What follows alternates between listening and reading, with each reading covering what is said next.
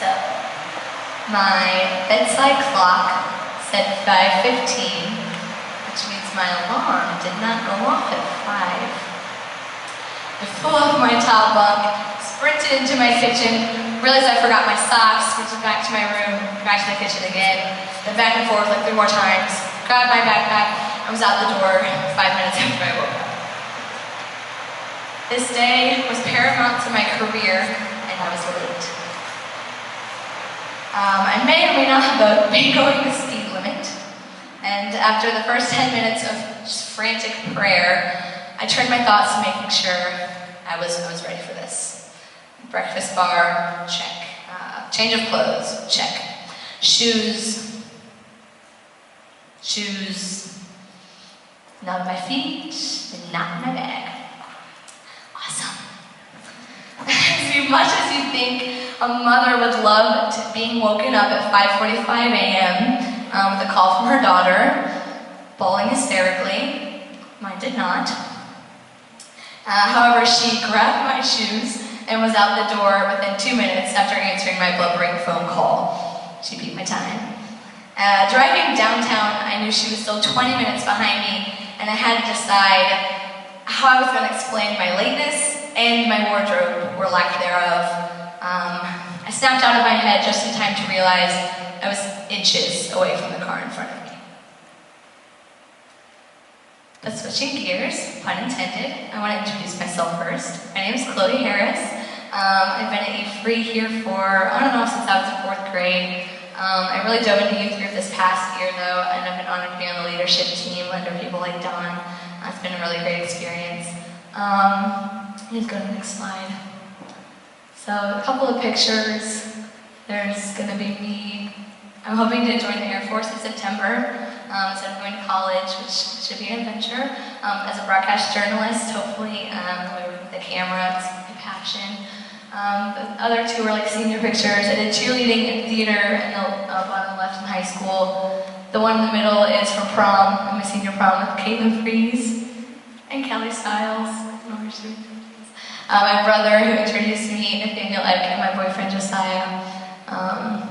And then the one with my parents. The three in the corner over here are from a mission trip I went to in June of last year. It was phenomenal. To Cambodia, my heart is there 100%. It was amazing. This is my family. I'm the oldest of 6 kids. It's a blast sometimes. And then, that's all of us. If you go to the one more, click again. That's the whole family picture. You can include the dog. That's Chip. It's a little bit about me. Speaking of a dysfunctional family who can't take a picture, I was working on my talk, and I don't know about you guys, but if you ever try to find a title for a presentation or something, I had no idea what to put. So I was just on my computer, and I was like, hey, does anyone have an idea what I should use in my title? And my 9-year-old brother, having no idea what I was talking about, just said, "The orifice awakened with love." Okay, buddy. And that's better than anything I could come up with, so I used it. And it really has nothing to do with what I'm talking about, but it sounded cool. So, first I want to play a game with you guys. One more title. Let's play You Be the Judge. Most of us do it every day. We're really good at it. First, I'm going to show a picture, and you're going to just shout out the first word that explains that thing that comes to mind. So the first one, Harry Potter. First word, we think of Harry Potter, the person. What is it? Perfect. Take your brave. Hero. He's a good guy, right? He's the antagonist. He's a really good dude. What about Voldemort? Any words that describe him? Shall not be named. Lots more to say on that subject. Not a good guy at all. Let's move on to the next one. First, Osama bin Laden. Good guy not good things. And Chris Kyle. Tough. American Sniper. Yeah, he part of taking him out. Thank God. God bless him. He actually died helping a fellow veteran recover from PTSD. So, pretty amazing person. Next one. This is John Wilkes Booth. Anyone know who that is? Shy Abraham Lincoln. Good. So good or bad guys? Not good. Bad? Yeah, not so good. With Don.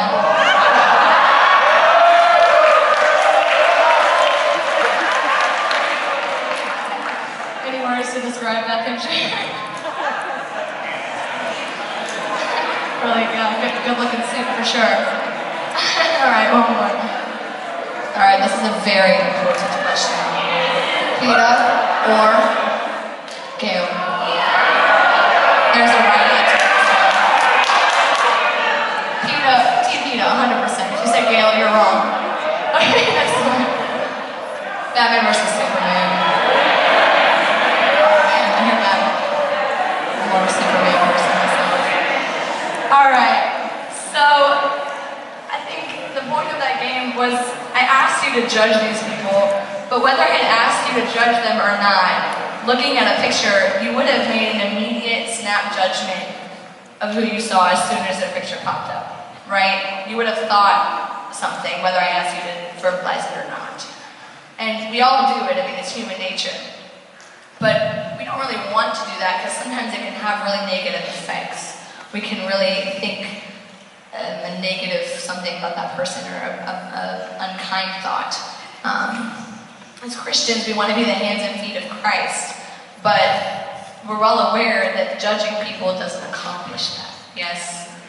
Regardless, every single one of us makes conclusions or judgment about the people around us, and we treat them accordingly. Excellent. Yeah, we treat them accordingly to how we immediately think of them. We make a judgment, we say that person is blank, and we end up, the words we say to them, the things, the way we act around them, it's all based off of what we think of them. Next one. Go to the Bible.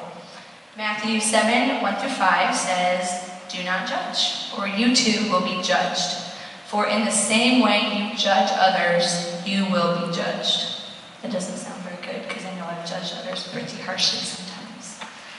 "And with the measure you use, it will be measured to you. Why do you look at the speck of sawdust in your brother's eye? Let me take the speck out of your eye, when all the time there is a plank in your own eye. You hypocrite. First take the plank out of your own eye, and then you will see clearly to remove the speck from your brother's eye." We know we're not supposed to be judgmental people. We know that. But the Bible addresses it a million other times. The fact is, we do judge people. We judge them every single day. Every time we look at someone, we're making a judgment.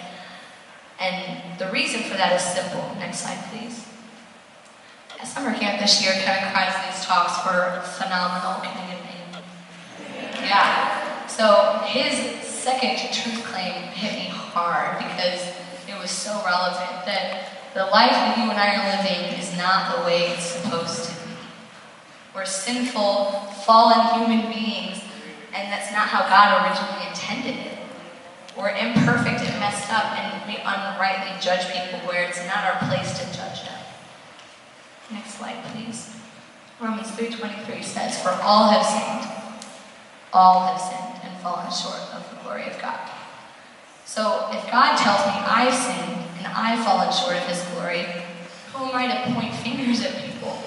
Regardless of their decisions, their actions, their words against me or against other people, I have no room to judge them because they can turn around and do the same to me, and God has told me that I'm imperfect and I have fallen short, so I don't have any room to say, well, you've fallen short too.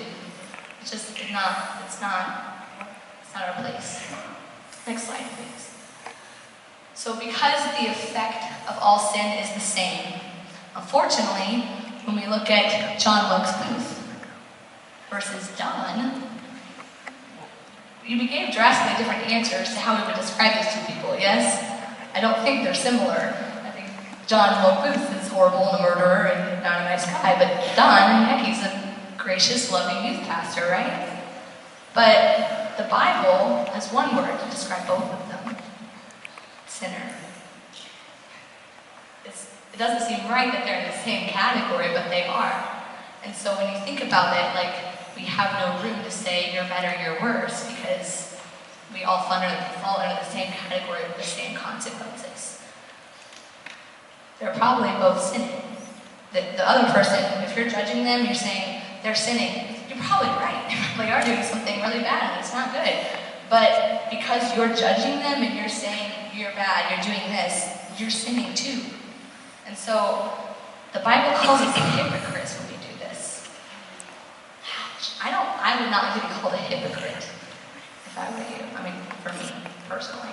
It's not a nice thing to be called because it means you're not practicing what you preach. And generally when you preach something and you stand for it, you're proud of that, you know? So when you say, I'm not going to judge people, I'm going to love them, I'm a Christian, and then you go and judge people and don't love them, that's really hypocritical. And God calls us hypocrites when we do that, and I don't like God calling me a hypocrite. And the world loves to call us hypocrites too. They love to accuse Christians for being judgmental and hateful. And when we are judgmental and hateful, we give them ample ammunition to just fire us down when we respond with hatefulness, judgment, and we're not representing Christ as we should. Next slide. So, real quickly, we've addressed that we all judge people, yes, and we subconsciously treat them according to the way we judge them. And we don't want to do this. It's not on purpose a lot of the time. We know we shouldn't be doing this, but we know that why we do it is because of the fall, and because the life we're living is not the way it's supposed to be. But what do we do? I mean, I've called you all out for being horrible human beings and judging people and covered the fact that we're sinners and hypocrites, but what do we do about that? This is where my title slide sort of kind of makes sense. The world needs to awaken with love, in the words of my 9-year-old brother. But more specifically, like you and I need to awaken with love. Something in our hearts needs to change. And we can't do that. I mean, God has to do that for us, but knowing that He is love and He calls us to love and not to judge and not to be hateful is just really important in how we live out our daily lives. This is the verse I want you guys to walk away with tonight. It hit me super hard when I was looking all this up and researching. I was like, that's a really good verse. It's like a big old chunk. But if anything, if you guys walk away with anything tonight, walk away with this reference for this verse. It's John 4:15. John 4:15 through 21. All right. Okay. John 4:15. If anyone acknowledges that Jesus is the Son of God, God lives in them, and they in God.